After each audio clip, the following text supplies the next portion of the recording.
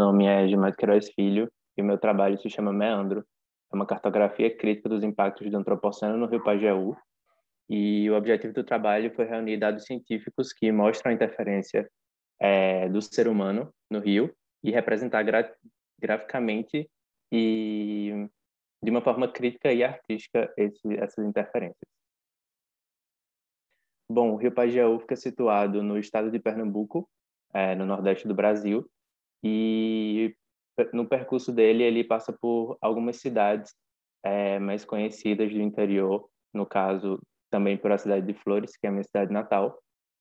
E uma característica importante do rio é que ele é um rio intermitente, então ele não está cheio no ano inteiro. Daí surge o conceito do trabalho. O antropoceno, perto de mim, floresce através de uma narrativa pessoal baseada na distância cultural e social entre dois cenários, o sertão e o mar. Ambos, apesar de distantes, podem se interligar diretamente através dos meandros de um rio, que, com o surgimento das cidades, acabam sendo ameaçados por interferências tortuosas e invasivas. A integração dos cenários mostra a conexão desses dois espaços distantes como uma interferência clara e direta do ser humano e, de forma metafórica, busca uma reflexão sobre os rios que morrem depois que nascem as cidades e os impactos causados por esse tipo de fenômeno. A partir de uma pesquisa científica, foram decididos as principais interferências a serem retratadas no trabalho.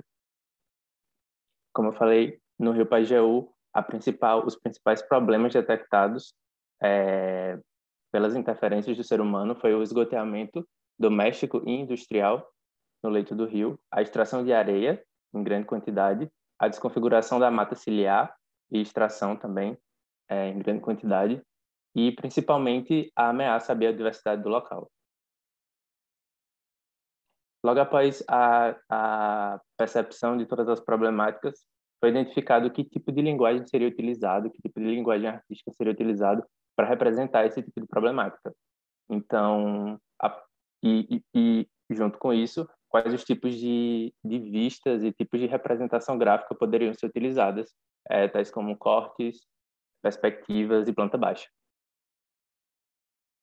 O tipo de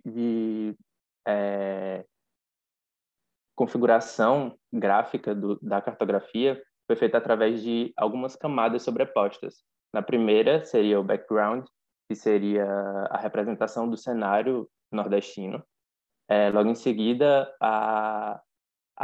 o inserimento de alguns itens que seriam representados, como a biodiversidade, a posição e o local onde ficariam as cidades, para representar de onde parte esse tipo de problemática, e em terceiro e quarto, alguns detalhes que seriam representados, por exemplo, no tipo de representação em corte. Em seguida, para conseguir unir todas essas informações, que eu tive uma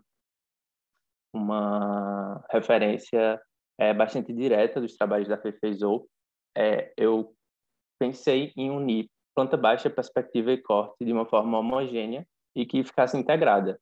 Então, o primeiro esboço é esse do meio, que mostra como funcionaria essa integração de planta baixa, de perspectiva e corte. E aqui na direita seria o estado atual da cartografia crítica, que pode ser mais trabalhada posteriormente.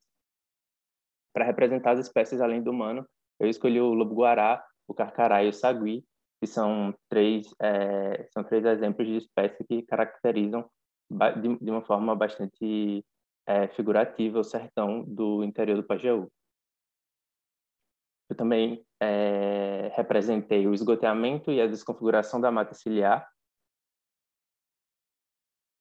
o assoreamento, que é um dado um fenômeno que acontece com bastante frequência,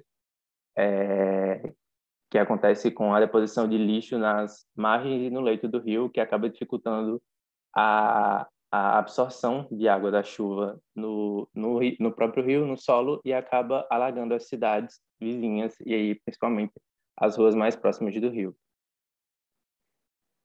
Por fim, eu trago o uso do solo, que também tem sido utilizado de uma forma bastante inadequada, como, por exemplo, nessa primeira imagem, onde mostra o leito do rio sendo loteado e alguns tipos de extração de areia indevidas.